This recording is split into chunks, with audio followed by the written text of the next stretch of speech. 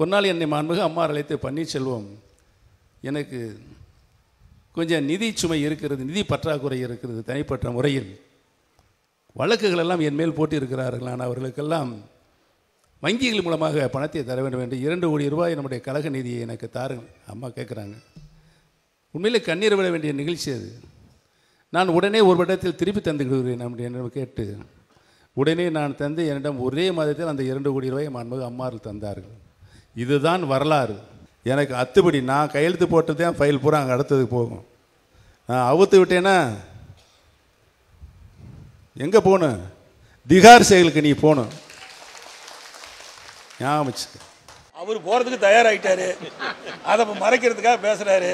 ஏன்னா அவருடைய வழக்கு விரைவில் வர இருக்கின்றது. அந்த வழக்கில் நிச்சயமாக அவருக்கு தண்டனை கிடைப்பது உறுதி. ஏன்னா அவர் குடும்பத்து மேலேயே நிறைய சொத்து வாங்கி வச்சுருக்காரு. நான் முதலமைச்சர் இருந்தது எனக்கு எல்லாமே தெரியும். ஏன்னா அவர் முந்திக் கொள்கிறார், அவ்வளோதான். வேற என் மீது ஏதாவது பழி சுமத்தி அவர் தப்பிக்க பார்க்குறாரு, அது தப்பிக்கவே முடியாது. அம்மாவுக்கு 2 கோடி கடன் கொடுத்தாரு. என்னையா அநியாயம், வெக்கக்கேடான விஷயம் இல்லை. இவர் தான் விசுவாசி, அம்மாவுக்கு மிகப்பெரிய விசுவாசிங்கிறார். நல்லா சிந்திச்சு பாருங்க, எவ்வளோ மோசமான வார்த்தை. உன்னை எங்கிருந்து எங்கே கொண்டாந்து அமர வச்சாங்க. நாங்களாம் ஆரம்பத்திலிருந்து இருக்கிறோம். விரைவில் ஓபிஎஸ் வந்து சிறைக்கு செல்வார் எடப்பாடி பழனிசாமி குற்றம் சாட்டினார்.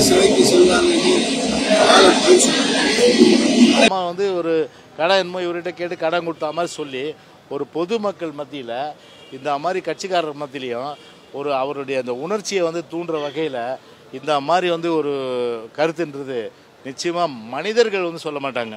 ஏற்கனவே வந்து கட்சிக்கே பெரிய துரோகம் பண்ணி இன்றைக்கி தனிமரமாக ஓபிஎஸ் இருக்கிறார். தனிமரமாக இருக்கார் ஓபிஎஸ் இன்றைக்கி.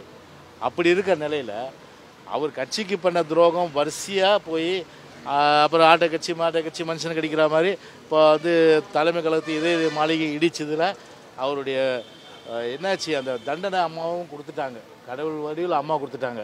கரை வேஷ்டியே கட்ட முடியாத அந்த வேஷ்டியும் உருவாச்சு. இப்போ அடுத்தது எதுவுமே உருவாமல் இருந்தால் நல்லது. அதுதான் பார்த்துங்க. அதை செய்திகளை உடனுக்குடனும் துல்லியமாகவும் தெரிந்து கொள்ள சப்ஸ்கிரைப் பண்ணுங்க.